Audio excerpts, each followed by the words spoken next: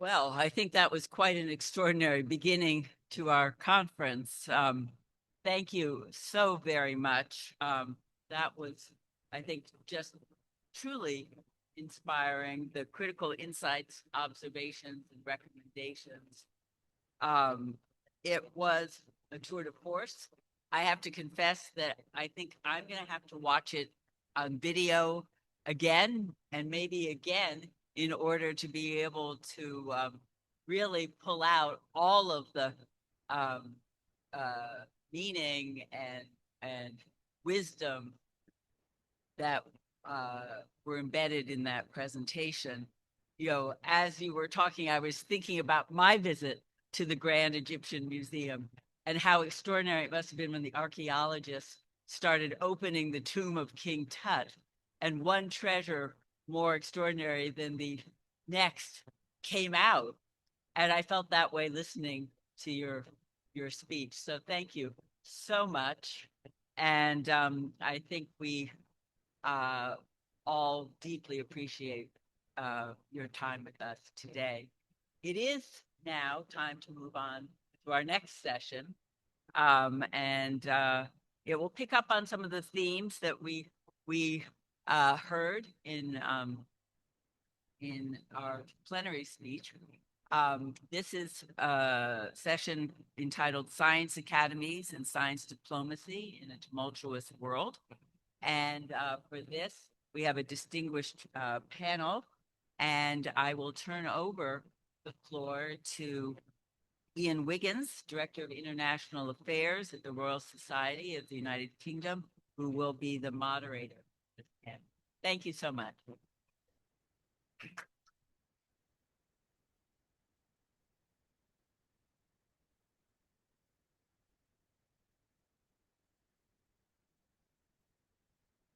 Great. Thanks very much, Peggy, for that introduction. I'm going to ask my panelists to come onto the stage while I'm setting the scene, and then I will introduce them once they're all sat down and settled. While I'm doing that, I just want to echo Peggy's remarks there. What a wonderful speech that was. What a great call to arms for all of us as representatives of national purpose. Ruth in my team will know that every now and again I set homework and things like that. And I think sharing that transcript with the team we work with, the homework we need to do after this, brilliant. So thank you very much for that. And the challenge, I think, to all of my brilliant panelists is one of follow that in terms of those remarks. As Peggy says, for the next hour that we've got, we'll keep this to a tight hour. We're going to be talking about science academies and science diplomacy in a tumultuous world. I'm coming at that topic from a range of perspectives. Someone personally, I trained as a scientist. I then worked as a diplomat for a number of years, and I now find myself working for a national academy. So it will be no surprise to me that I'm particularly interested in this topic and delighted for the conversations that we're going to be having. I'm going to introduce my panelists now. I'm only giving them a very short one-line biography in the interest of time.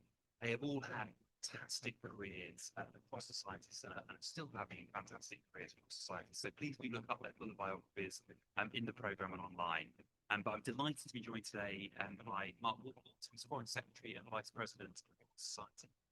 By Sandy Sandhu, who's Executive Director of Global Investment and Insights and Business Director and a member of the UK Young Academy. By Mohammed Hassan, President of the International Academy of Sciences. By Phoebe Kundori, who is a professor at the University of Economics and Business at Cambridge University and co-chair of the UN Global Sustainable Development. By Marcelo Nobel, who is Executive Director of the Royal Academy of Sciences. And by Robert Digraf, who is President-elect of the International Science Council. I'm going to ask each of the panelists to give some very short introductory remarks, 5 minutes. They have been warned that I am going to be timing them and waving frantically if they go over those 5 minutes. And I'd ask for you all to note my bravery. There are at least 3 fellows of the Royal Society on this panel with Jerry, so I can get in trouble if I offend them. We'll then get to Q&A after those remarks. So please do be thinking of your questions. I know that they'll be giving insight to take some dinner after. So without further ado, Mark, I'd love to hand over to you to give a perspective of Royal Society and our recent work.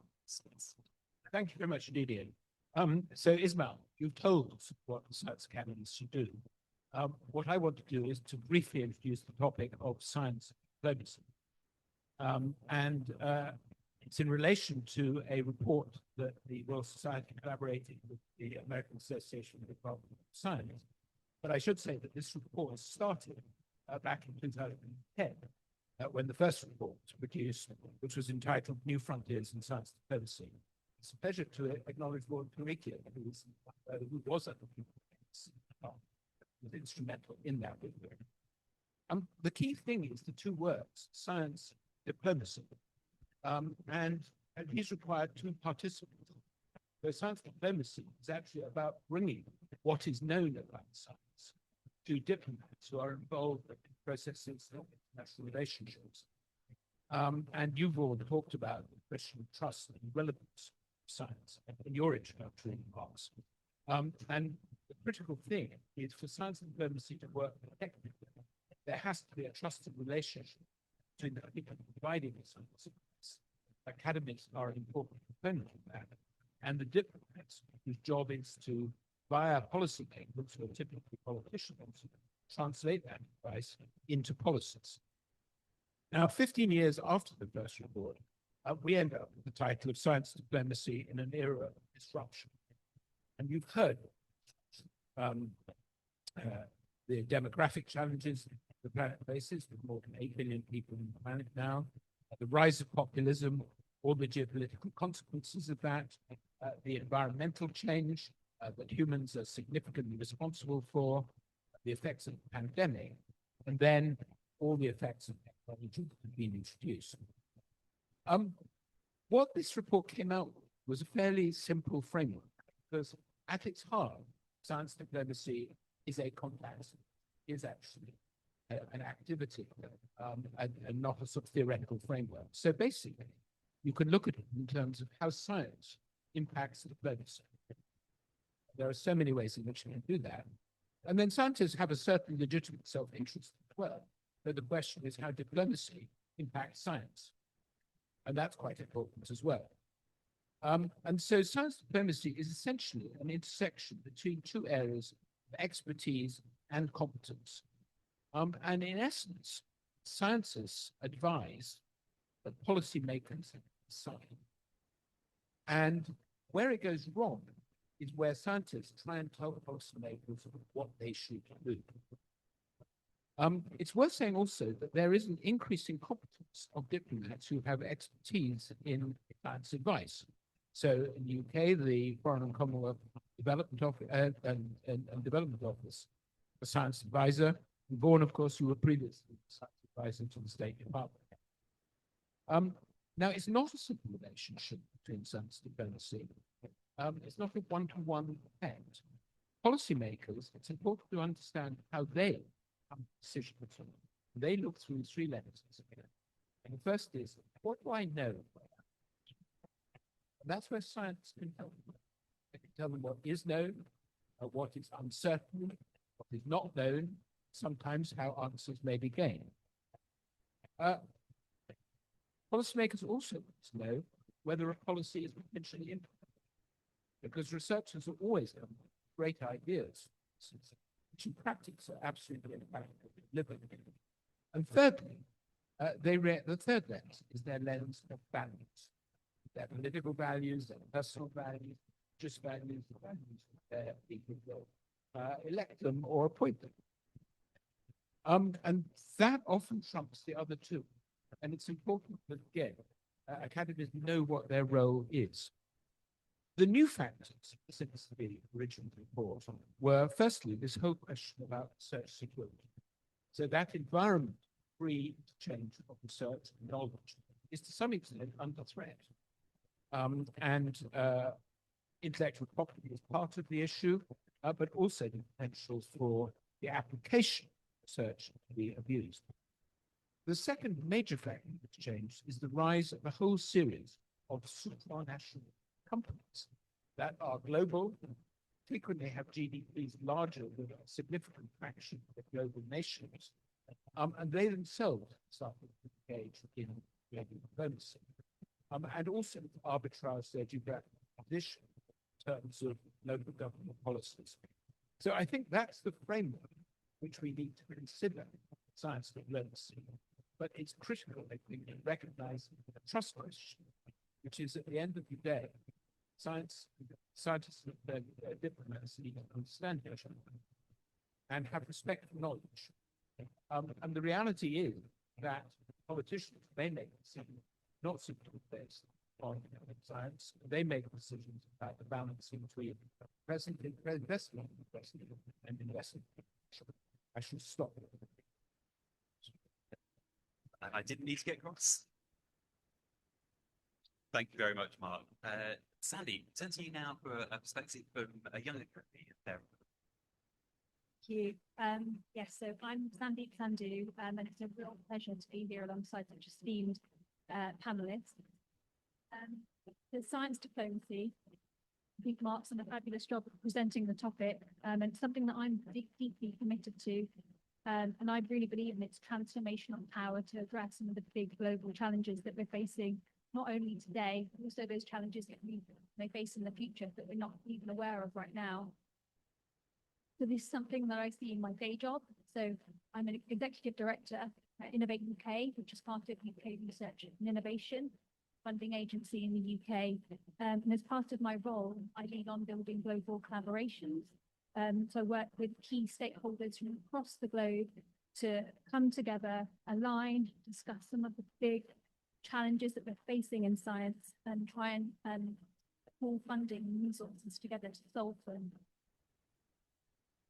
In today's session, what I really want to highlight is the importance of diverse perspectives in science diplomacy, and critically, the voice of early to mid-career professionals in science diplomacy. So as part of my role on the UKYA leadership team, I get an overwhelming sense of energy, drive, and passion from our membership, who are all early mid-career professionals. So the UKYA, we're quite young actually, so we only set up about 3 years ago, so we're still establishing ourselves. But we're an interdisciplinary organisation of UK early to mid-career professionals. Uniquely, the Young Academy is quite different actually to many other Young Academies. Our membership isn't just academics. We also have many members who are from industry or the public sector, like myself, although I was a researcher a very long time ago. And we also have members from the arts as well. So we are truly interdisciplinary. And when reflecting on the topic for this session, it's really clear to me that Young Academies have a critical role to play in science diplomacy. It's usually those who are early on in their career, who are at the coalface, doing the science, building international networks. Those perspectives need to be reflected when we discuss science diplomacy.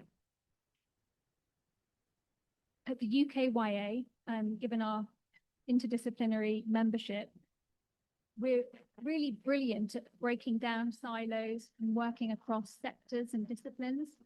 And we really want to address some of the critical challenges our society faces today, also the challenges around our environment and also our economy. And I know I talk about the UK Young Academy, but I know this is also true for many other Young Academies that I've engaged with. And what we're really, truly passionate about is working globally. We're a globally connected generation, and we know we can't tackle some of these big challenges alone. We need to work together to do this. And it's really important for us because our futures are at stake. So we're really invested in tackling some of these problems. And this is why at the UK Young Academy, we're leading a project on science diplomacy. This is to help build capacity amongst our membership as to what science diplomacy is, but also making it more accessible. What we don't want is lots of very well-established senior academics talking about this with no perspectives from the younger generations. We want to change that and make it a more accessible topic.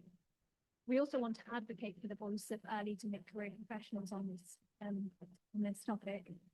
And I just want to end with one example of an activity of what we've run just in the summer, where we brought together senior diplomats colleagues from our science attaches, colleagues from our senior academies, and also, very importantly, members from our UK academy to have a workshop where the diplomats were able to talk about their work, but also talk about what science diplomacy means to them on a day-to-day basis.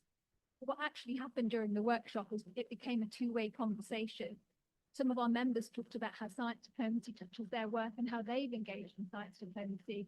And I think the diplomats really walked away with a lot of information and also wanted to tap more into our membership and that young perspective. And we want to do more of that two-way learning because I think it's beneficial to both sides. I'll pause there to that reflection. Brilliant. Thank you so much. It's a really interesting reflection there. Great. I'm now going to turn to Mohammed from perspective from Academies from he's developed country experiences in Sudan.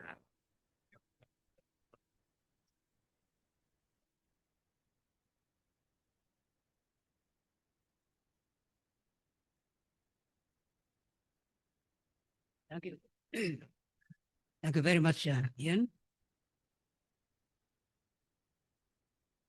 Well, the least developed countries currently consist of 45 countries. 33 of them are located in Africa. The total population of 1.2 billion. Only 18 LDCs have established national science academies, with 15 of them in Africa, making up half of the NASA membership. So half of the NASA membership are actually LDCs. The establishment of a few of these academies has been facilitated through collaboration between the United Nations Technology Bank for the least developed countries and NASA. And many of these academies are unfortunately underperforming due to limited financial and human resources, lack of recognition and formal support from their governments, and insufficient collaboration with more established academies. However, a few of them maintain a good level of activity. Notable examples include academies in Bangladesh, Ethiopia, Nepal, Uganda, Rwanda, and Sudan prior to its disasters.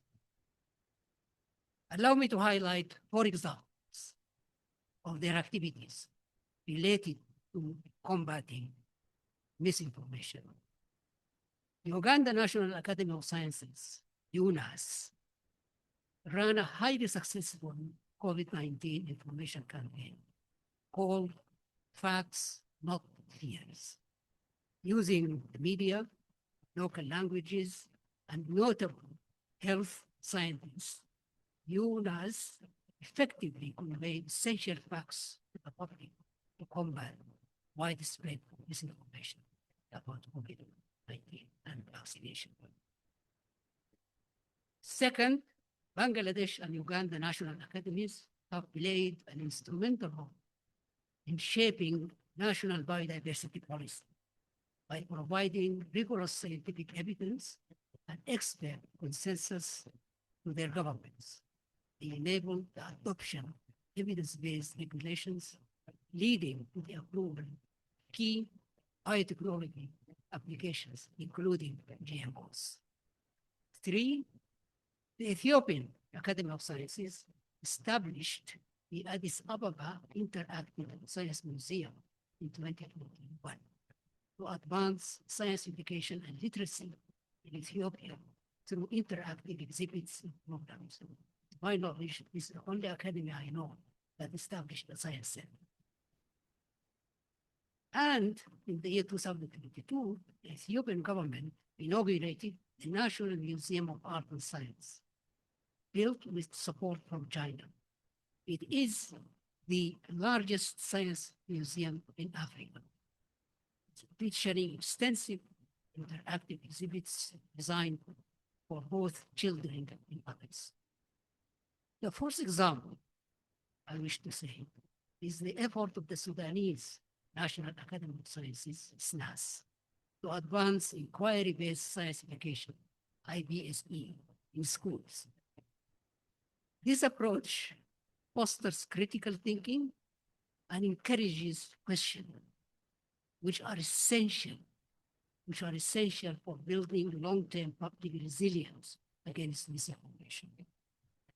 Before the conflict, SNAS organized teacher training workshops across Sudan in collaboration with IAP and UNESCO, published and distributed an IBSE guidebook to schools nationwide, and hosted IAP science education meetings in Khartoum in 2017. Sadly, the war in Sudan, now entering its third year, has devastated the nation's academic infrastructure, universities, hospitals, and research centers. All have been either totally or partially destroyed. And thousands of scholars and students have been displaced. And in response, SNAS has issued a global appeal through IAP and ISC and journals such as Nature, calling for support for displaced Sudanese scientists. While the international response has so far been limited, SNAS continued its advocacy as the number of at-risk scientists grows widely amid rising nationalism, protectionism. There is an urgent need to broaden the scope of science diplomacy to explicitly protect and support science refugees. A final note, misinformation goes beyond national borders, often originated in one country and rapidly spreading worldwide through social media.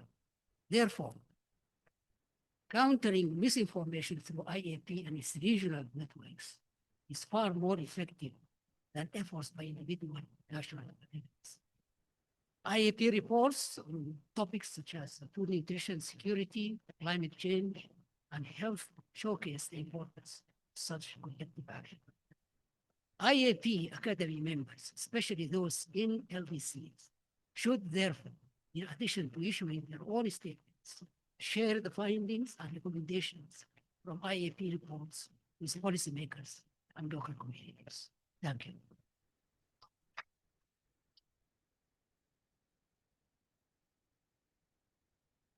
Thank you very much for having some really good call to arms there for things that we can practically do as well.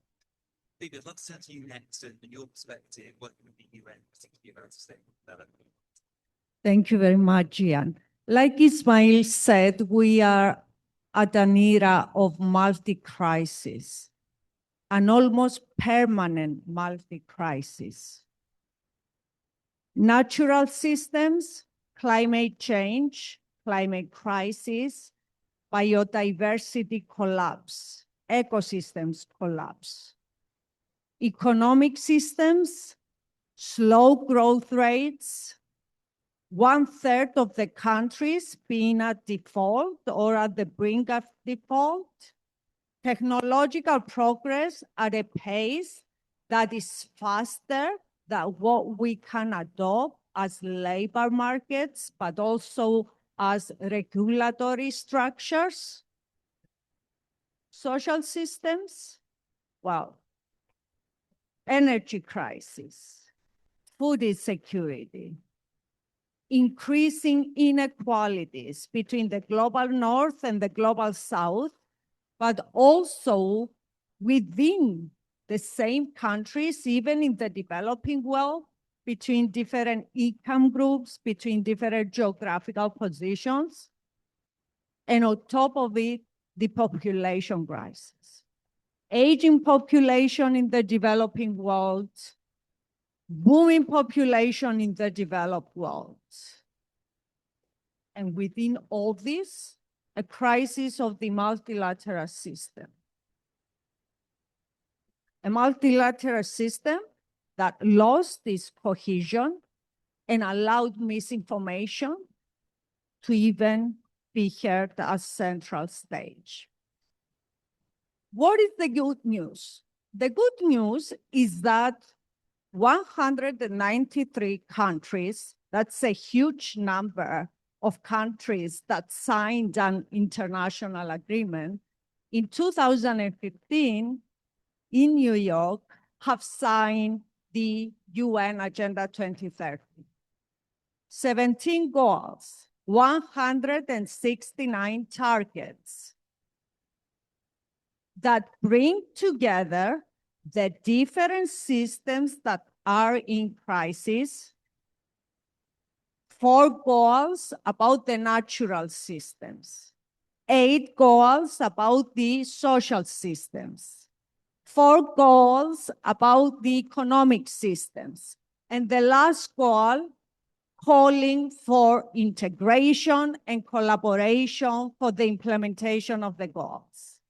So yes, we have a multi-crisis, we have a systems crisis, but at the same time, we have our blueprint away from this crisis in a systems transformation framework that is correct, is science-based, and it can work. But why does it not work? I am the chief scientist for the UN Global Sustainable Development Report. We have 2 mandates. The first is an assessment with regards to the implementation level of the goals. We are at 20% of what we want to achieve. And the second mandate is what is there beyond 2030? Well, my work the last 30 years, and I should say here that it's not just my work, but I have one of the biggest teams around the world working on sustainability transition, more than 200, 250 talented researchers, has been focused on creating systems approaches for the sustainable interaction between nature, the natural systems, between infrastructure, the man-made infrastructure systems, between economic systems and social systems. So all these systems interact in mathematical formats across scales, international, regional, national, subnational, even an institutional, company level, university level scales, in order to identify the interdisciplinary transformations that are needed to implement the Sustainable Development Goals to, in effect, get us on a sustainable pathway that is safe. What we are doing there is not just bringing the different sciences together, the natural sciences, the socioeconomic sciences, the humanities, but also simultaneously, when building these transformational pathways, we have a transdisciplinary approach. What does this mean? We are in constant conversation with the stakeholders. The scientists are in constant conversation with the technology developers, with the businesses, the companies, that is, with the financial institutions, with the policymakers, with the politicians, and the civil society. So science really talks at different hubs that we have around in the world in order to introduce what the transformations look like and validate these dynamic transformations that give you for every year what needs to be done at different scale, say at each and every country, in order to get on a sustainable pathway. In a nutshell, we have the science of finishing. We have the science. We have the data.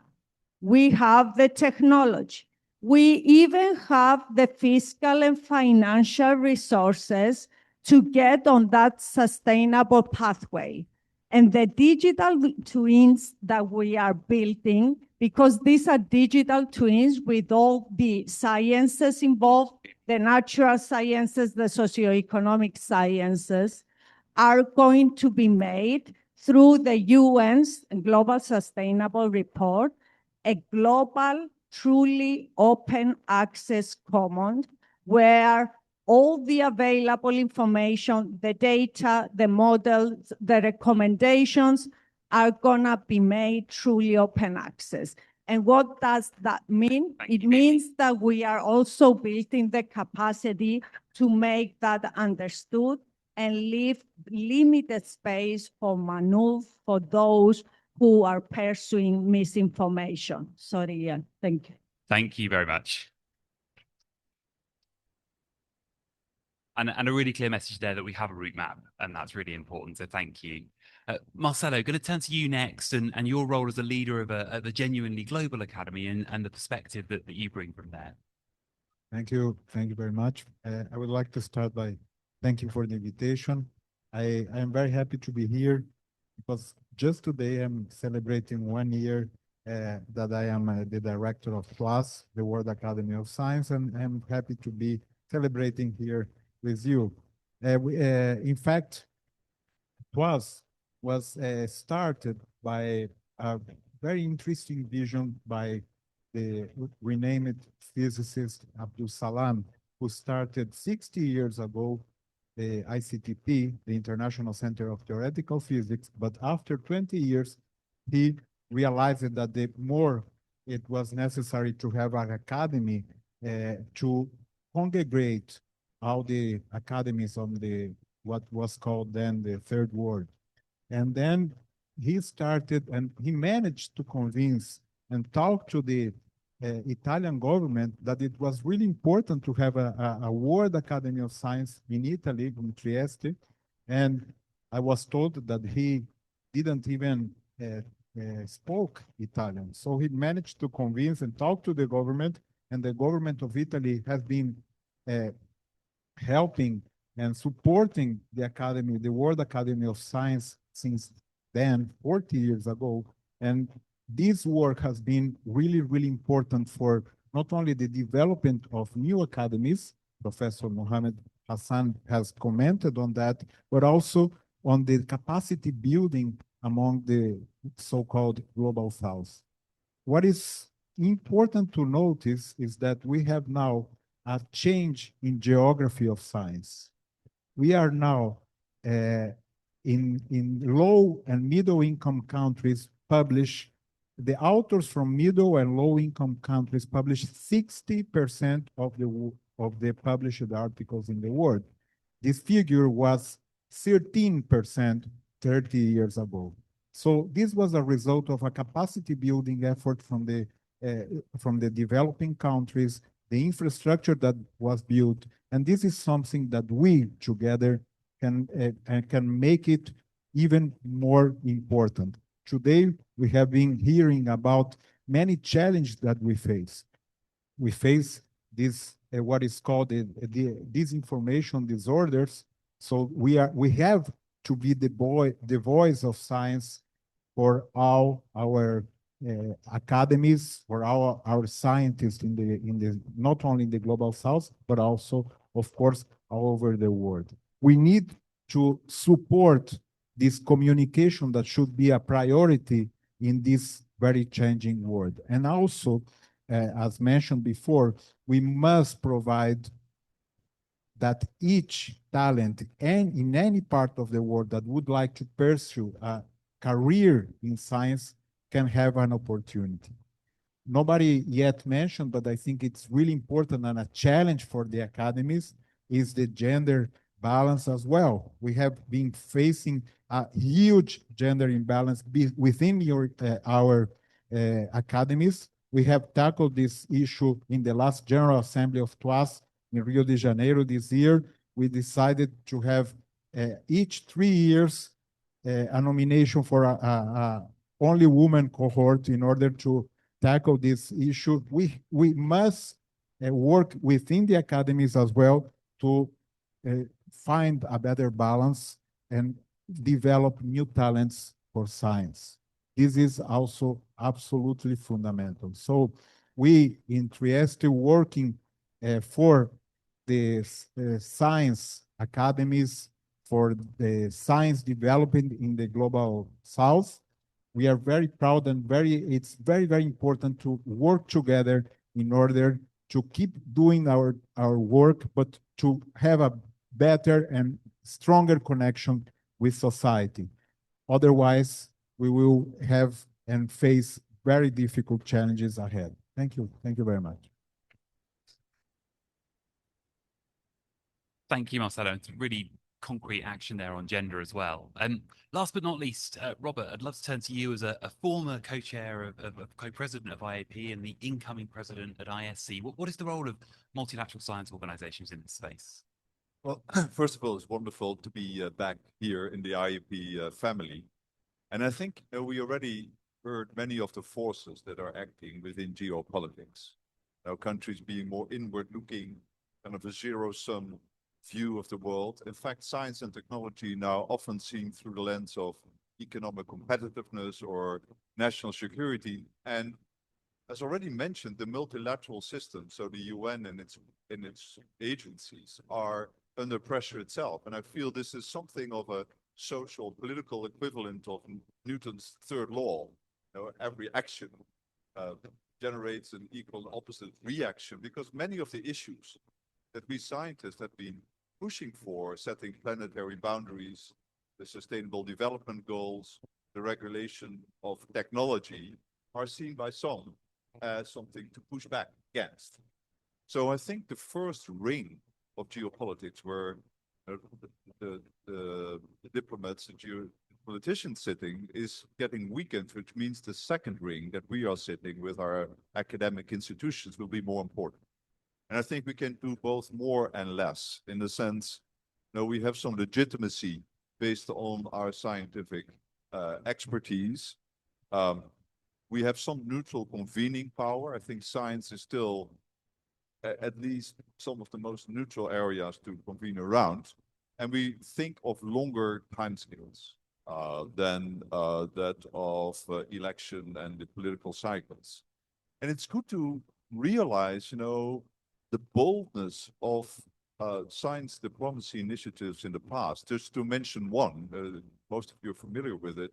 ICSU, the predecessor of the International Science Council, launched in 57, 58, the International Geophysical Year. It's one of the most productive scientific years. It led to the mid-Atlantic ridges, the Van Allen belts, but also to one of the most successful parts of diplomacy, which was the Antarctic Treaty that basically made Antarctica neutral, assigned science preserves, banned military, etc. So we should realize that these bold actions, bottom-up actions, are possible. So I think what to do. I think first and foremost, it's a call for us to organize ourselves.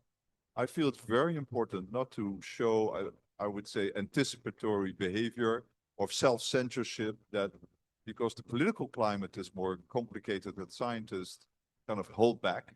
I think we have to indeed, I like the phrase push back against the pushback.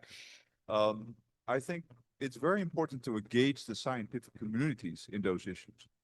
Because many of these issues, whether it's navigating this very subtle interface between science and policy, and Mark referred to it, where you can also step over that border, needs intimate knowledge. Already research security was mentioned. So I often feel that's a topic where you have to navigate between being paranoid and being naive. And often the role of governments is to be paranoid. In fact, they are paranoid about scientists being naive. And I think these topics really require, I would say, careful, deep expertise and basically fine surgery. And you can only do that with the involvement of the scientific community.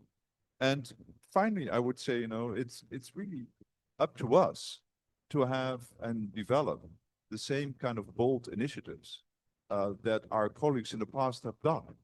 And I find it very, very frightening to talk to people who worked in the 1950s, 60s and say that the lack of cooperation, the lack of sharing of data is worse than at the height of the Cold War. So my one-line summary is that geopolitics is too important to leave to politicians. Great, thank you, Robert. It was a great one-liner there to move us through to questions and answers. I'm sure that there are going to be some questions, so please do put your hand up if you've got questions while you're thinking about whether there's one you want to ask. I'm going to steal a line from a professor who chaired a conference I was at recently, who reminded his audience that a question is normally 1 or 2 sentences and ends in a question mark. So with that in mind, does anyone want to? I can see one from Francis in the middle there, and then on the table at the back there, we'll come to you in a moment. But Francis, we can get a mic to you. Is there a microphone anywhere? Yeah, just that middle table there.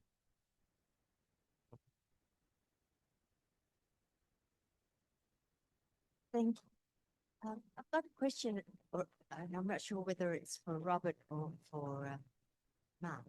So, Mark, you mentioned that one definition of science defines science interacting with diplomats, but I might be misquoted. And Robert gave us some ways that we can do that. But can you specifically talk about ways we can do that better, specifically with diplomats in influence or So I mean, I think a distinction between science impact and general effects, in other words, helping policy, climate, space debris, all sorts of issues. But the other side of it is how diplomacy can help science itself, which in turn will come back. So, for example, diplomacy connects innovation, so to something. So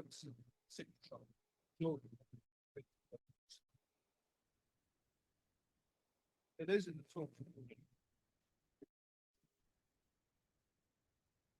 Well, all of I think the challenge is that I think sometimes so there's a real role to have this the important thing is that they're probably not intellectual.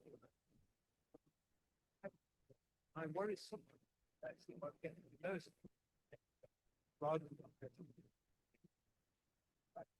Yeah, perhaps add to that. I think we all worry about these rising barriers to international collaboration, whether it's like student exchange or scholars or this point I mentioned, everything is seen as potential dual use or economic strength.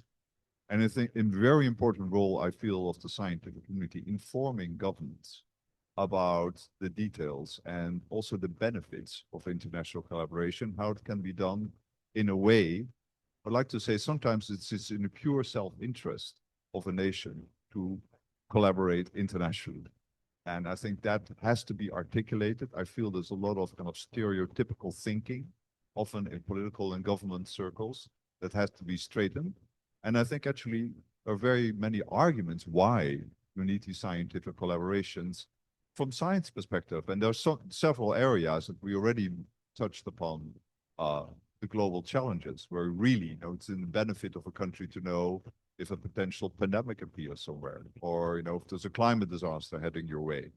But also in basic science, just to articulate that certain areas of basic science are indeed a global public good. And it's safe, so to say, and it's in the interest of nations to collaborate there.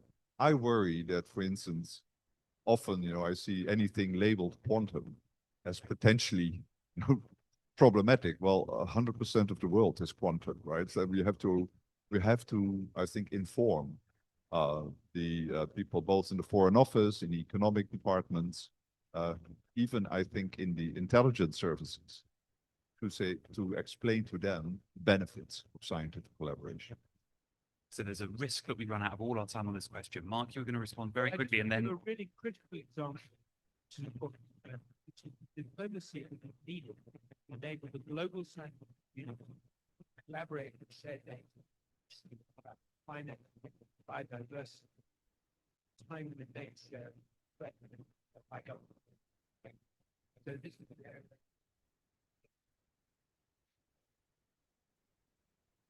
Don't have voting. So Phoebe, and then I'm going to come at the back. Very in quickly, another example, and let me just say that I'm also trustee and fellow in a number of global, European, and national academies. But let me give you one example that was launched 3 weeks ago at the European Parliament. So in Europe, we have what is called the European Science, the European Research Council, the ERC, is the most prestigious research funding for researchers, basic frontiers research. What we launched, and I'm an ERC grantee and ambassador, what we launched 3 weeks ago is a cross-mapping between members of European Parliament and ERC grantees. Each ERC amounts to 5 to 10 million. And if you are a European Parliament member that is heading the Water Committee, you are going to be discussing, you are cross-marched with the ERC lead researcher that is leading the water project currently funded by the ERC.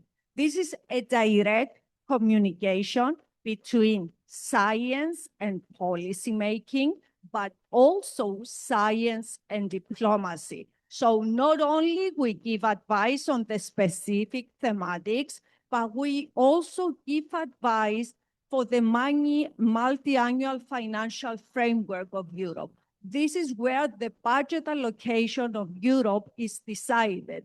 Is it more on science and frontier work or more on military expenses? This kind of dilemmas, and we are there, center stage at these conversations. Thank you. Yes, background.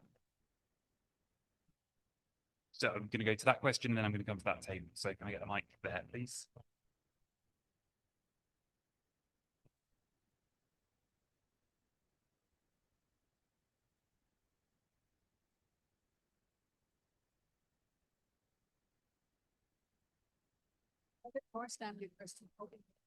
I was wondering what happens when we become reluctant scientists.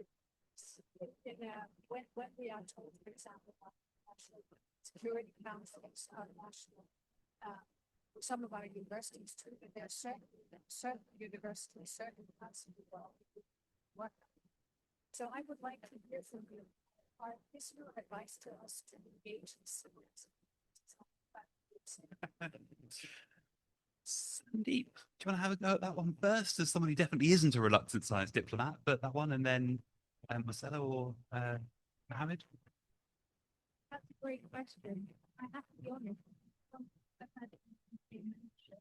I've had any.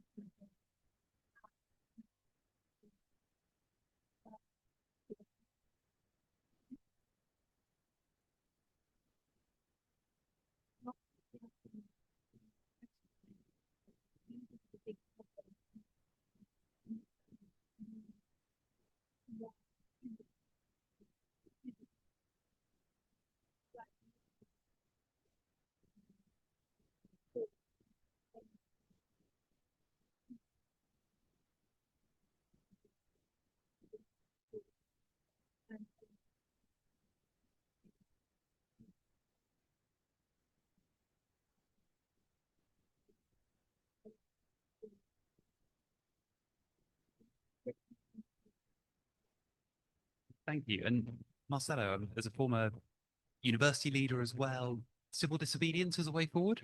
Okay, always an easy question to answer.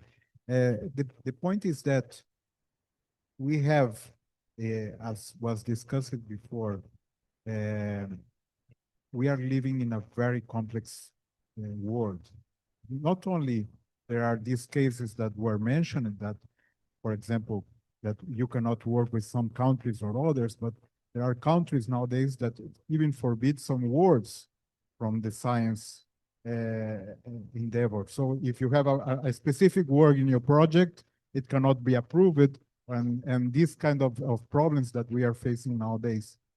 There are countries like I was born in Argentina, and in my country, the scientists are starving because they don't pay the scientists. So there are many challenges that we have to face. And one of them is that, again, as mentioned by Professor Ismail, the communication, in my opinion, is the key. We have to communicate better what science is, which is the benefit of science for the humanity and for our future. Specifically in the case of developing countries, we must, as mentioned before, nowadays it's the majority of the papers and the production comes from low and middle income countries. We must participate in higher level debates. We must be more active in terms of the participation, as mentioned before, in policy papers, in working in IPCC. We need more scientists from developing world working on IPCC. We need more scientists. For example, now we have an open call for articles for the UNESCO science report. It's open now. We should ask our scientists from our academies to participate more. This is fundamental to the development of science as a global endeavor for a better future. Great. Thank you very much. Robert, I might come back to you on the next question, but keep that in mind for coming in. But you've been very patient waiting on that table there, so I'll take that question. Thank you very much. Very well from Algerian Academy of Science. I am, first of all, I like to thank all the panelists for their questions about science diplomacy and science in general.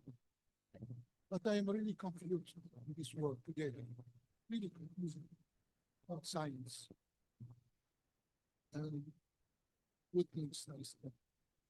Today really we are living, we are conscious of two parts of this world. For me, it looks like we are, all of us are one box, which is not true. Half of the world is living, but we are talking about science, the advances of science, progress of science, and the other part of the world, they are living in crisis. Holy crisis, complex, it doesn't finish. Can we say that science has failed? Or can we say the government has failed? Can we say the UN system has failed? But we have to talk about these things because I think more I read, more I think, it's like everybody is going in one box. Then we have the courage to think out of the box to see how to try to solve these problems. People are suffering year after year. And we are doing this discussion, these seminars, these conferences, nothing is changing. We need to apply the theory of change. If science is science, it should be capable of changing this world, changing the culture, because culture is a human made, and poverty is human made, and just education and training can change this culture. This is the theory of change. We cannot look and continue to think like we are doing.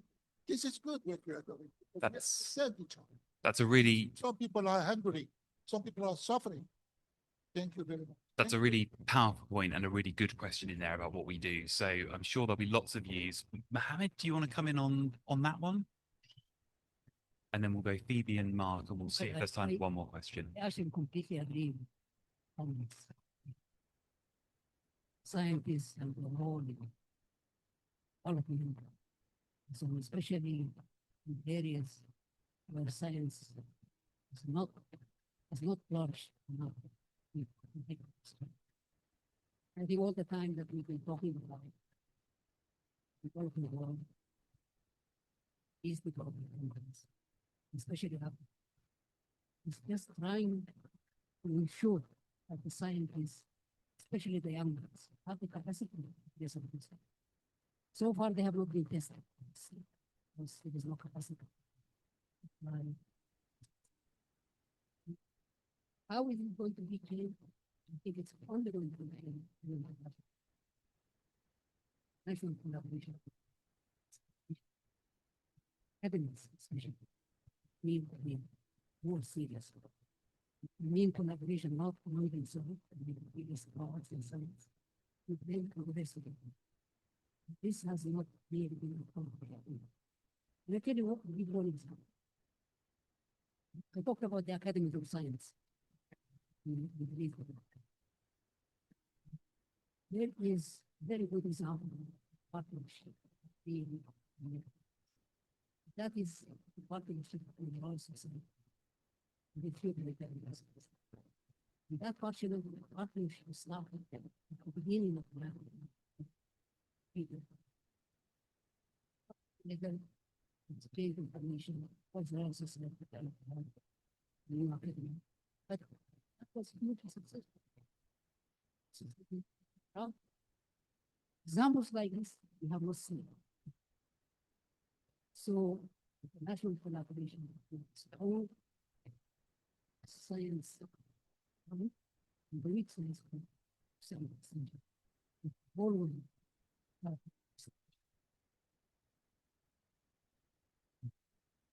Thank you. I promise that wasn't set up for a plug about the Royal Society's work there, but thank you very much for mentioning it. Vivian.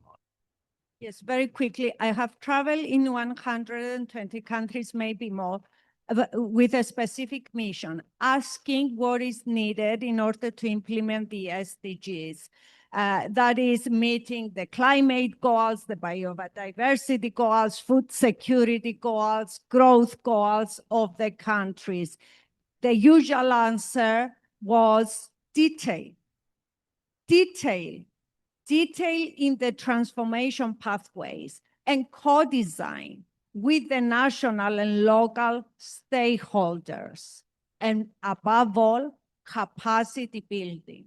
You cannot give the solutions unless they are owned by the stakeholders, the national stakeholders, but most importantly, unless the national stakeholders are given the capacity to understand the problems, understand the solutions, and implement the solutions. So it's about education, bringing every kid to school.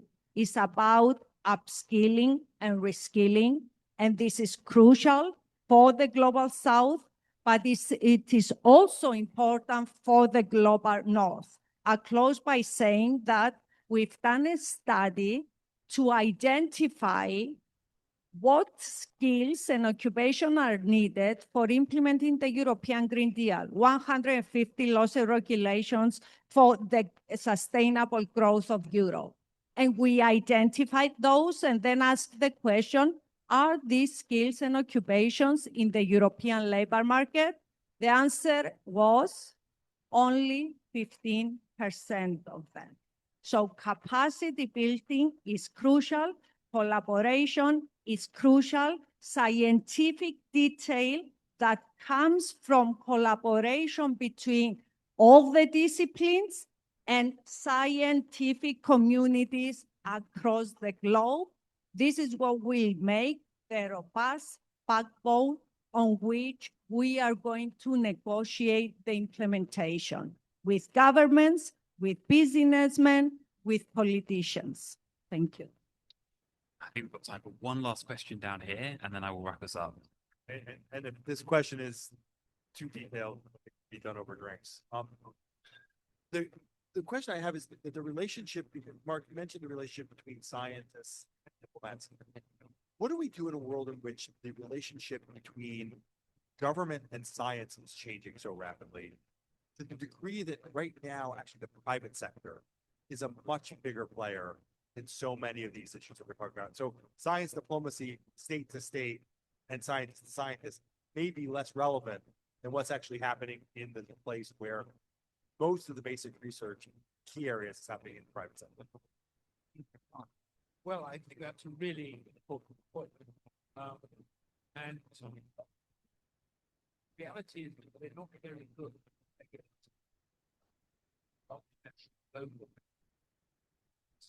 And it sort of goes to the general point. There has not yet been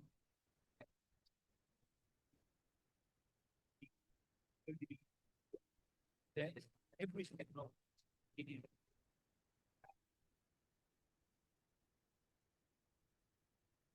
Just on the question, if I may, of this collaboration, something like something. Answering it unwise to collaborate with an institution way on shortcuts and making your options. There are actually what needs to be judgment sense, what sense. So not all science good. And I'm afraid that science is not so one even really comes. And it comes to Marcelo for And the final word. I just want to add that this, even if the private sector have an important role in many places, without the public investment, it's impossible to make good science. We have huge infrastructures that are necessary. The public investment is necessary. And of course, the public investment is necessary for the capacity building that was mentioned before.